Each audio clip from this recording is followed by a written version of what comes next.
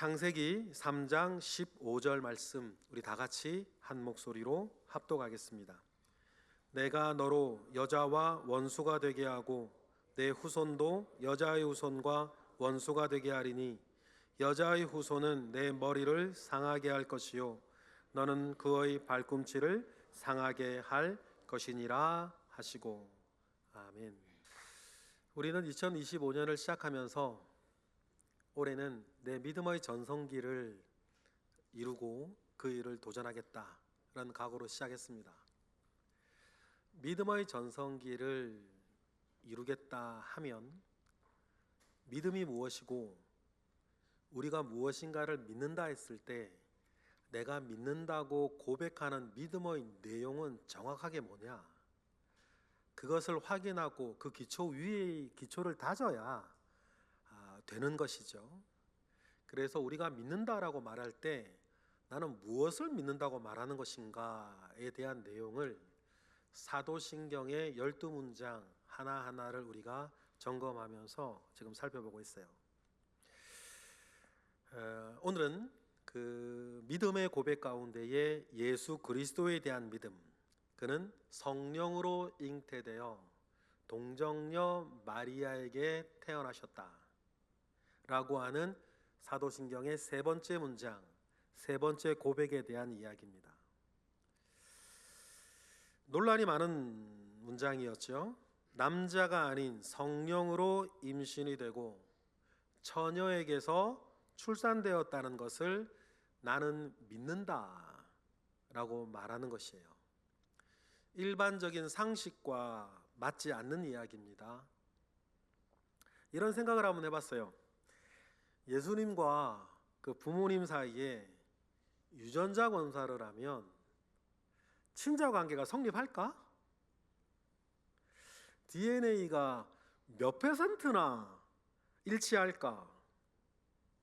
일단 아버지는 쉽죠. 아버지 요셉과는 유전자 검사로 친자 관계가 성립되지는 않을 거예요. 생물학적으로 요셉과 예수님은 피 한 방울도 섞이지 않았으니까. 근데 문제는 마리아예요. 마리아와 예수님을 유전자 친자 검사를 하면 어떻게 나올까? 99.8% 이렇게 나올까요? 아니면 아닐까요? 한 발 더 들어가면 예수님이 잉태될 때 마리아의 난자의 목이 있었을까?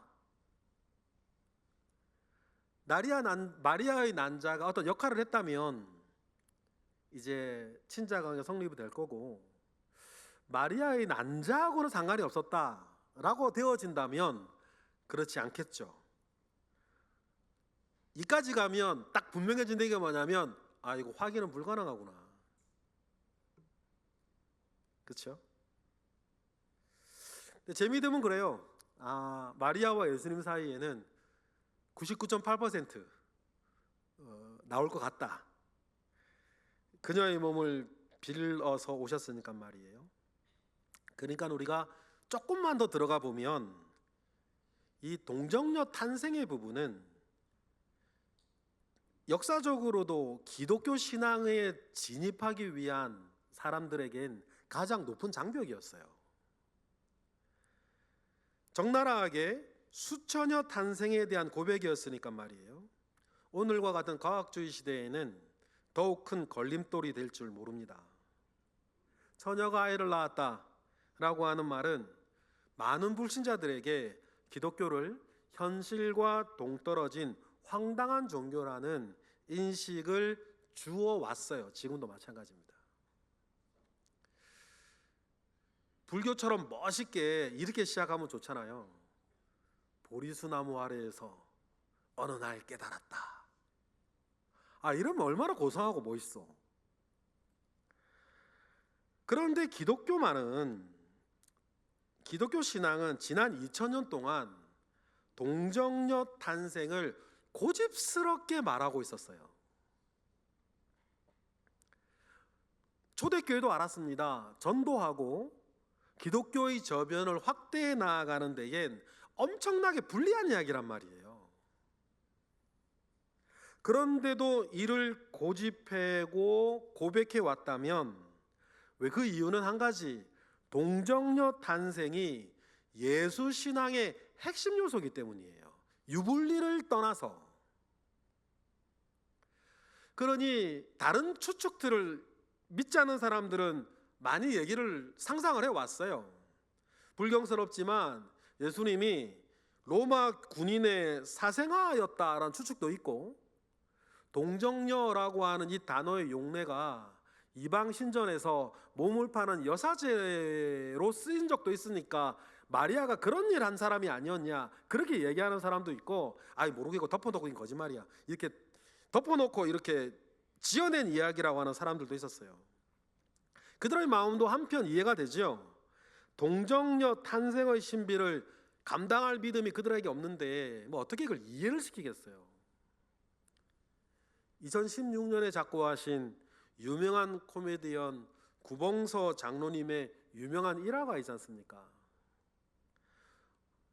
담임 목사님과 함께 교회에서 성경 공부가 한창 진행 중인데 한 후배 코미디언이 다른 건 몰라도 예수님의 동정녀 탄생에 대해서만은 이런 일이 어떻게 일어날 수 있냐며 자기는 믿지도 못하겠고 받아들일 수도 없다, 막 고집을 부리더래요. 그래서 한참이 지나도 진도도 못 나가고 있으니까 옆에 앉아있던 구봉서 장로님이 짜증이 났고 야단을 한번 쳤죠. 야, 그 여자 서방이 괜찮다는데 네가 왜 난리야? 그 여자 서방이 괜찮다는데 왜 네가 난리냐고 호통을 치고, 후배 코미디언도 아 그렇구나, 그래 신랑이 괜찮다는데 뭐. 서방인 요셉을 한번 생각해 봤어요. 정혼녀가 임신한 사실을 알게 되었을 때 어땠을까? 자기는 잠자리를 같이 한 적이 한 번도 없거든요. 당시 유대인들은 결혼 전에 1년간 정혼 기간을 가집니다. 유대인의 정혼은 우리의 약혼보다 훨씬 강한 개념이에요. 결혼 전 1년 동안 정혼 기간을 가지는 것에 대해서 유대인들은 이런저런 미화합니다. 이런저런 미화의 거리들을 붙여요. 그러나 어떻게 미화하더라도 핵심은 하나, 의학이 지금처럼 발전하지 않은 시대에 과연 이 여자가 내가 결혼할 여자, 숨겨놓은 여자가 맞냐, 혹시 임신하진 않았었나, 1년 동안 지켜보는 기간이란 말이에요. 1년 동안 임신하진 않았었나 검증하는 시간인데, 그런데 그 정혼 기간에 정혼녀 마리아의 배가 불러오는 거예요. 요셉의 배신감은 이루 말할 수 없었을 것입니다. 마음만 먹으면 마리아를 고소해서 죽일 수도 있어요. 하지만 성경은 요셉을 의로운 사람, 점잖은 사람이라 그렇게 표현을 하죠. 그래서 요셉은 다음과 같이 하려고 마음을 먹습니다. 마태복음 1장 19절 시작. 그의 남편 요셉은 의로운 사람이라 그를 드러내지 아니하고 가만히 끊으려고 하는 거예요. 고심 끝에 내린 결론이었을 것입니다. 그래서 가만히 끊으려고 할 때 성령이 찾아옵니다. 그리고 요셉의 상한 마음을 어루만지면서 다음과 같이 얘기를 해주죠. 이어지는 말씀. 이 일을 생각할 때에 주의 사자가 현몽하여 이르되 다윗의 자손 요셉아, 내 아내 마리아 데려오기를 무서워하지 말라. 그에게 잉태된 자는 성령으로 된 것이라. 마리아의 임신을 받아들이는 것이 남편인 요셉에게도 쉬운 문제가 아니었습니다. 가슴 깊이 숨어있는 의심이나 배신감의 문제가 있었을런지도 몰라요. 하지만 확실한 건 요셉이 조용히 그 모든 사실을 이겨내고 받아내요. 그래서 예수님의 탄생 이야기는 요셉 덕에 아름다워지기 시작합니다. 여러분 기억하세요. 어떤 일이라도 여러분들이 아름답게 받아내기만 하면 그 사건은 아름다워질 겁니다. 여러분 삶도 마찬가지예요. 어떤 일이라 하더라도 여러분들이 아름답게 받아내기만 하면 아름다워져요. 요셉이 그 역할을 지금 하고 있는 거죠. 처녀 임신의 문제는 당사자 마리아에게도 무시무시한 일입니다. 여러분, 전승에 의하면 마리아는 어릴 때 부모를 다 잃었어요. 그래 고아로 자랍니다. 자매 한 사람이 있었던 것으로 보여요. 예수님 십자가에서 돌아가실 때 예수님의 이모가 옆에 있었다는 기록이 있으니까 마리아의 자매가 한 사람이 있었던 것 같기는 한데 성경에 어떤 기록도 없어요. 오히려 대신에 친척 유대 땅에 사는 엘리사벳의 이야기는 있어요. 그러니 여러분, 마리아는 어릴 적 고아가 되어서 가정의 울타리 없이 외롭고 황량하게 살았던 소녀였어요. 그런데 그렇게 외롭게 살던 마리아가 사랑하는 사람을 만납니다. 1년 정원기간만 지나면 꿈에 그리던 가정이라는 것을 마리아는 이제 가질 수 있어요. 다른 사람에게는 가정의 울타리라는 것이 평범한 행복이었겠지만 마리아에게는 간절한 소원이었거든요. 그런데 느닷없는 일이 마리아에게 벌어집니다. 누가복음으로 보실까요? 34절부터 1장 시작. 마리아가 천사에게 말하되 나는 남자를 알지 못하니 어찌 이 일이 있으리이까? 천사가 대답하여 이르되 성령이 내게 임하시고 지극히 높으신 이의 능력이 너를 덮으시리니 이러므로 나실 바 거룩한 이는 하나님의 아들이라 일컬어지리라. 대저 하나님의 모든 말씀은 능하지 못하심이 없느니라. 마리아가 이르되 주의 여종이오니 말씀대로 내게 이루어지이다 하매 천사가 떠나가니라. 말씀대로 내게 이루어지이다.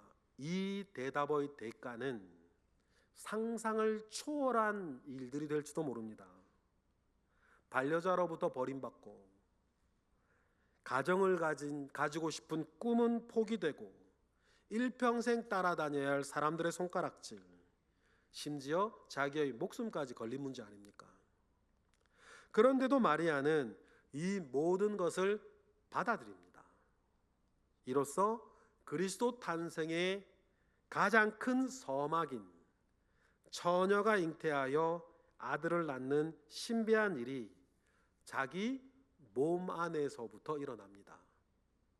입덧이 시작되어지고 뭔가 불편하죠. 배가 불러오기 시작해요. 하나님은 왜 당사자들조차 받아들이기 어려웠던 동정녀의 탄생으로 예수님을 태어나게 하셨을까?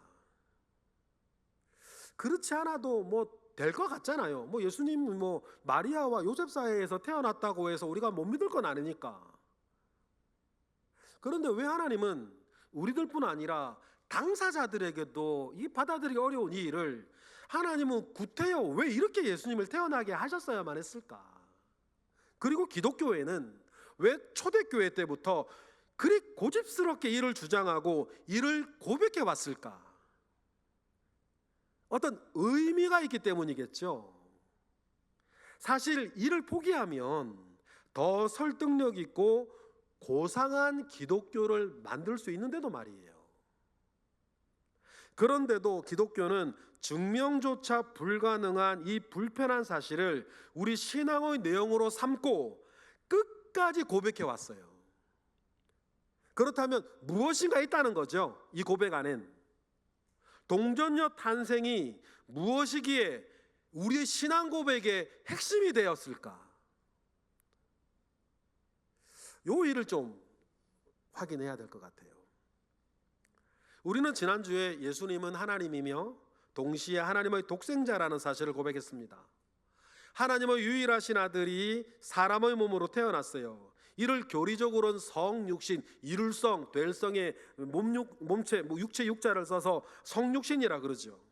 거룩한 하나님이 육신, 즉 사람이 되었다는 뜻입니다. 성육신은 그 자체가 신비, 미스터리예요. 그것도 그 과정이 성령으로 임신이 되어 동정녀, 처녀에게서 나셨다. 여러분, 이것을 사람의 머리로 어떻게 이해하겠습니까? 그러니 이 사실을 우리가 믿고 있으니 정말 믿음은 주님이 주신 선물이 맞는 것 같아요. 한번 베껴보니까 못 믿을 얘기란 말이에요. 어떻게 보면 못 믿는 사람들이 정상이에요. 그런데 하나님은 여기 계신 분들 대부분에게 이상하게 믿어지는 선물을 주시네. 이 믿음이 중요해요. 왜냐하면 예수 그리스도에 대한 이해와 믿음은 우리를 규정하고 구분짓는 가장 확실한 선이거든요. 에베소서 2장 12절로 보면 다 같이 시작.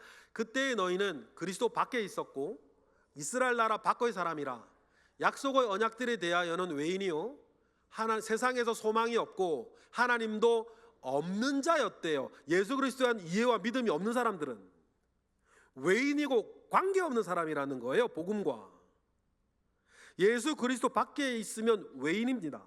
소망도 없고 하나님도 없는 믿음의 바깥 사람이에요. 그런데 우리는 알고 있죠. 그리스도 안에 있어요. 이렇게 그리스도 안에 있다 말할 때 우리에게는 그리스도에 대한 바른 이해와 확실한 믿음이 있어야 되는데 그 첫 번째 내용이 뭐예요? 동정녀 탄생이란 말이에요. 이 믿음이 확실하지 않으면 죄송하지만 그 사람은 아직 그리스도인이 되지 못한 사람이에요. 그러니 우리를 그리스도인 되게 하는 첫 번째 단계, 이 단계를 오늘 이해하시는 게 되게 중요해요. 동정녀 탄생이 대체 뭐길래, 어떤 의미가 있길래 그렇게 강조해 왔냐는 거죠.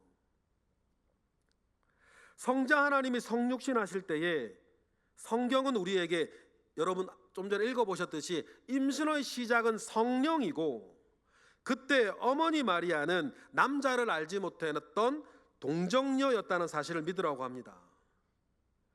그러니 여러분, 우리는 이 검증 안 되는 이 사실에 대하여서 일단 믿고 나서 이것이 왜 이렇게 되어야만 하는지 그 이유를 추론해 나가야 돼요. 신앙에는 알아서 믿는 영역이 있고 믿어야 알아지는 영역도 있기 때문이에요. 성자 하나님은 왜 성령으로 잉태하셨을까? 이러한 신비가 왜 필요했을까? 남편인 요셉의 정자를 통해서 잉태되면 왜 안 되는 걸까? 성자 하나님이 성령을 통해서 동정녀에게 잉태되신 것에는 이유가 있습니다. 이 이유는 예수님이 죄가 없는 하나님의 아들로 이 땅에 오셔야만 하는 분이기 때문이에요. 성경은 남자 아담 이후 이 세상의 모든 인간은 아담 한 사람의 후손으로 죄를 가지고 태어났다고 말을 합니다. 로마서 5장 14절로 확인하겠습니다. 시작. 그러므로 한 사람으로 말미암아 죄가 세상에 들어오고 죄로 말미암아 사망이 들어왔나니 이와 같이 모든 사람이 죄를 지었으므로 사망이 모든 사람에게 이르렀느니라. 한 사람 아담으로부터 물려진 이 죄를 원죄라고 불러요. 이 원죄는 모든 사람의 문제입니다. 죄 문제에 대한 확실한 증거는, 우리에게 모두 죄가 있다는 것에 대한 확실한 증거는 모든 사람에게 죽음이 찾아온다는 거예요. 모든 죄의 원인이 된다고 해서 원죄라 부르죠. 원죄는 쉽게 말하면 뭐냐면 죄를 지으려는 습관이에요. 죄 지고 싶은 마음인 거예요. 죄를 지어야 어떤 상황에서는 직성이 풀리는 그런 마음을 원죄라 그래요. 모든 사람에게 원죄가 있고 원죄로 인하여 발생된 많은 죄들이 있습니다. 그래서 성경은 다음과 같이 선포해요. 로마서 3장 23절 시작. 모든 사람이 죄를 범하였음에 하나님의 영광에 이르지 못하였다. 모든 사람, 어떤 사람이 아니에요. 일명 예외 없이 모든 사람. 우리는 원죄가 어떻게 나에게까지 유전되는지는 정확하게 알 수는 없어요. 하지만 우리에게 원죄가 있다는 사실은 얼마든지 확인할 수 있습니다. 일단 죽음이 찾아오고, 또 두 번째, 은밀히, 때로는 어떤 이해관계에서 우리는 죄를 지어요. 우리는 죄가 싫지만 한편 죄를 짓고 싶어하고, 죄를 지으면서 통쾌함도 느끼고 쾌락도 느껴요. 우리에게는 이와 같은 죄의 습성이라는 것이 있어요. 죄가 있다는 걸 알죠. 우리는 원죄의 결과물들인 자범죄를 경험하고 있습니다. 우리는 죄악에 기울어진 존재들이에요.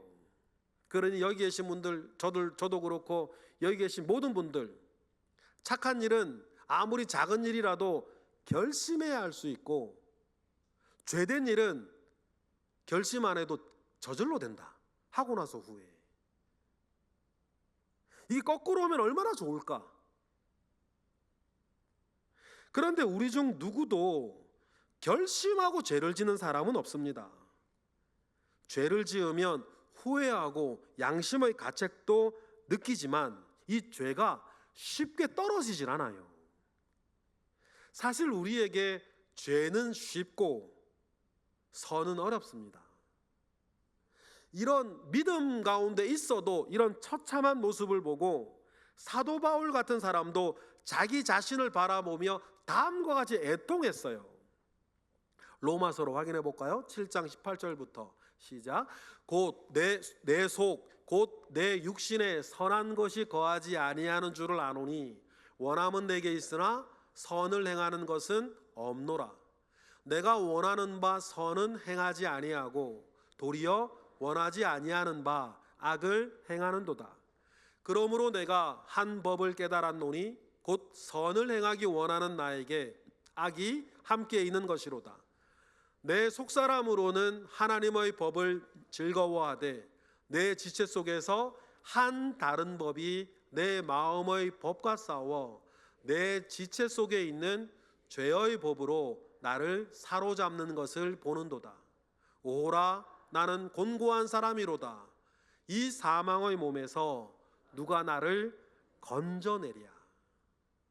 바울이 그렇듯 사실상 우리도 우리의 속을 이렇게 들여다보면 이 죄가 어떻게 나에게 유전되어 흘러왔는지는 잘 모르겠는데 확실한 건 뭐예요? 죄가 있다는 것은 알아요.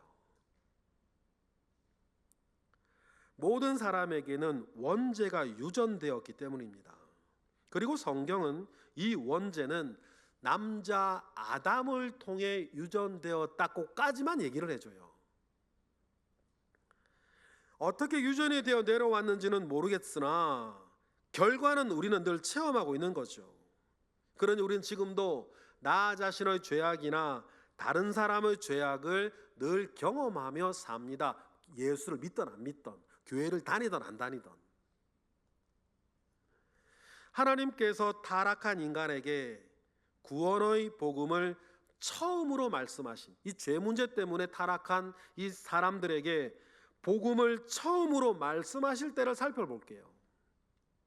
하나님은 이 원죄가 처음으로 발생한 사람의 타락 장면에서 모든 일을 뒤에서 꾸민 사탄에게 사탄을 박살낼 메시아 그리스도를 예언하면서 다음과 같은 말씀을 하세요. 이를 그래서 원복음이라 부르죠. 오늘 본문이에요. 읽어볼까요? 다 같이 시작. 내가 너로 여자와 원수가 되게 하고 내 후손도 여자의 후손과 원수가 되게 하리니 여자의 후손은 내 머리를 상하게 할 것이요 너는 그의 발꿈치를 상하게 할 것이니라 하시고, 남자의 후손이 아니라 여자의 후손으로 태어날 한 사람을 이때부터 말씀하세요. 이것이 그리스도 예수의 탄생은 남자의 몸을 빌어 태어나지 않는다는 최초의 예언이 됩니다. 그리고 이 예언은 예수님이 태어나기 700년 전 사람인 이사야 선지자를 통해서 더욱 분명하게 계시돼요. 이사야 7장 14절 시작. 그러므로 주께서 친히 징조를 너희에게 주실 것이라. 보라, 처녀가 잉태하여 아들을 낳을 것이요 그의 이름을 임마누엘이라 하리라. 임마누엘은 예수님을 키워주신 아버지 요셉에게 주셨던 예수의 이름이었습니다. 우리를 구원할 그리스도는 원죄가 없이 태어나 평생 죄 없이 살아가셔야 될 분이셨어요. 만일 그에게도 터럭 같은 죄가 있다면 그의 죽음도 우리처럼 자기 죄 때문에 죽는 것이 될 것이기 때문이에요. 그래서 예수님은 처음 태어나실 때부터 완전한 인간이나 죄가 없는 인간으로 태어나셔야 했습니다. 그래서 아버지의 몸을 통하지 않고 성령을 통해 임신되어 동정녀의 몸에서 태어나셔야만 했어요. 나중에 예수님이 일평생을 사시고 돌아가시고 부활하시고 승천하신 뒤 예수님의 삶을 경험한 사람들에게 예수님의 인생은 다음과 같이 결론 맺어졌어요. 그래서 히브리서 4장 15절로 보면 시작. 우리에게 있는 대제사장은 우리의 연약함을 동정하지 못하실 리가 아니요 모든 일에 우리와 똑같이 시험을 받으신 이로되 죄는 없으셨던 이 세상에 단 한 분. 예수님은 그의 생애 전체에서 어떤 죄도 없으셨습니다. 그러나 여기에서 여러분 별외로 꼭 기억하실 게 또 하나 말씀드리고 넘어가고 싶어요. 여기에서 예수님께서 죄가 없으신 이유가 동정녀에게서 태어났기 때문이라고 생각해서는 안 됩니다. 이거는 대단히 잘못된 생각이에요. 왜냐하면 동정녀에게 태어나셨기에 죄가 없다는 생각은 어디로 발전하게 되냐면 동정녀는 죄가 없다 이렇게 발전해요. 역사적으로 그래 봤어요. 만약에 성자 하나님인 예수님이 성령으로 잉태되었지만 여러분 처녀가 아닌 여러 번의 성경험이 있거나 출산의 경험이 있는 여인에게 태어나셨다 하더라도 성자 하나님인 예수님은 죄가 없으셨을 거예요. 성자 하나님께서 죄가 없으신 이유는 동정녀를 통해 출생하셨다는 것과는 무관하다는 말이에요. 예수님의 동정녀 탄생은 그가 성자 하나님, 하나님의 유일하신 아들인 것을 증명하는 도구지 죄 없음의 증거는 아니에요. 우리가 성자 하나님이 죄가 없이 태어나셨다는 것을 마리아의 처녀성과 연관짓게 될 경우 필연적으로 이렇게 넘어가요. 마리아의 무죄잉태설.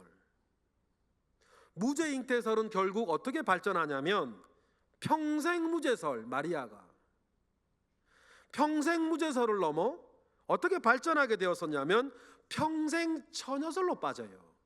천주교가 그렇잖아요. 지금 결국 평생 무죄설, 평생 처녀설 가운데에 마리아를 숭배하게 됩니다. 그래서 천주교 성당에 마리아 상이 있고 그 앞에서 촛불을 켜놓고 기도해요.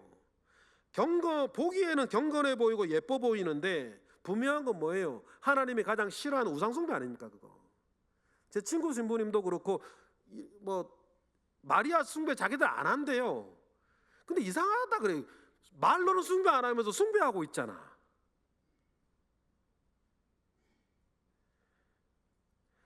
또한 마리아는 여자이나 그 역시 남자 아담으로부터 나온 죄를 가진 사람이라는 사실에는 변함이 없는 거예요. 그렇다면 교회가 성령을 통한 잉태와 동정녀 탄생을 계속 믿게 하고 고백해 오게 했던 이유는 뭘까? 이 사실이 왜 초대교회 때부터 고백되어 왔고 이 신앙 고백의 내용이 우리에게 주는 유익은 무엇일까? 이에 대해서 유명한 신앙 고백서들인 하이델베르그 신앙고백이나 웨스터민스터 신앙고백을 통해서 좀 읽어드리려고 그래요. 읽어드린 이유는 말은 좀 어렵고 딱딱한데 시간을 좀 줄이려고 그러는 거예요. 먼저 하이델베르그 요리문답 36번째 질문에서 다음과 같이 질문하고 답을 해요. 36번째 질문 제가 읽어드릴게요. 눈으로 보세요. 그리스도의 거룩한 잉태와 출생은 당신에게 어떤 유익을 줍니까? 이 질문에 대한 답을 제가 읽어드릴게요. 그리스도는 우리의 중보자이심으로 잉태되고 출생할 때부터 가지고 있는 나의 죄를 그의 순결함과 온전한 거룩함으로 하나님 앞에서 가려줍니다. 여러분, 그래서 예수 그리스도는 원죄 없이 태어나시고 죄 없이 사셔서 그의 순결함으로 우리를 덮어주시는 분이에요. 그게 복음이고 그게 예수 그리스도시거든요. 그래서 예수 그리스도 앞에 나아가라 얘기를 하는 겁니다. 성령으로 잉태되신 것과 동정녀를 통해 출생하신 것은 예수님은 참 하나님과 참 사람이신 것을 상징해요. 예수님은 성자 하나님으로서 신성을 가지고 계십니다. 그런데 성령 하나님으로 잉태되고 동정녀 출생을 통해서 인성도 가지게 되었습니다. 성령의 능력으로 동정녀의 몸에 잉태가 가능하게 되었고 남자로부터 전수되어지는 죄의 본성이 예수님께는 전이 옮겨지지 유전되지 않게 되었다는 거예요. 여자의 몸에서 나신 것으로 인해 사람의 본성까지 있으면서 죄는 없으신 분으로 태어날 수 있었다 그 말입니다. 이에 대해서 하이델베르그 요리문답 35번째 질문은 다음과 같이 설명을 해줘요. 제가 읽어드릴게요. 35번째 질문. 그분은 성령으로 잉태되셨고 동정녀 마리아에게서 나셨으며 라는 말로 나는 무엇을 고백하게 되는가 그러면 답은 이래요. 하나님의 영원한 아들은 참되고 영원한 하나님이시며 여전히 참되고 영원한 하나님으로서 성령의 사역으로 동정녀 마리아의 살과 피로부터 참된 인성을 취하셨습니다. 그리하여 또한 다윗의 참된 자손이 되었고 모든 일에서 그의 형제들과 같이 되셨으나 죄는 없으셨다. 예수님 동정녀의 탄생은 그는 완전한 하나님이자 완전한 인간임을 보증하는 사건이 돼요. 또 다른 유명한 신앙고백서인 웨스터민스터 신앙고백 40번째 질문은 예수님이 하나님이면서 동시에 사람이셔야 되는 이유를 다음과 같이 밝혀줍니다. 단어가 굉장히 정교하고 문장이 어렵지만 제가 천천히 읽어드릴게요. 40번째, 중보자가 하나의 위격 안에서 하나님과 사람이셔야만 하는 것은 왜 필수적이었습니까? 대답이 이렇습니다. 하나님과 사람 사이를 화목하게 할 중보자가 한 위격 안에서 하나님과 사람이셔야만 하는 것이 필수적인 이유는 각 본성의 고유하고 온전한 인격의 사역으로서 우리를 위해 하나님께 받으신 바가 되어야 하고 또한 우리가 의지하는 바가 되어야 했기 때문입니다. 말이 좀 어렵죠. 말이 좀 어려워요. 말이 정교해서 읽기는 좀 어려운데 이에 대해서 칼빈이 명쾌한 해석을 내놓습니다. 칼빈은 이렇게 쉽게 풀어줘요. 예수는 완전한 인간이어야 우리를 위해 죽을 수 있고 또한 완전한 하나님이어야 죽음을 이길 수 있기 때문이다. 이해가 되시죠? 그것 때문인 거예요. 이것이 예수님이 완전한 하나님이시고 완전한 인간이어야 하는 이유입니다.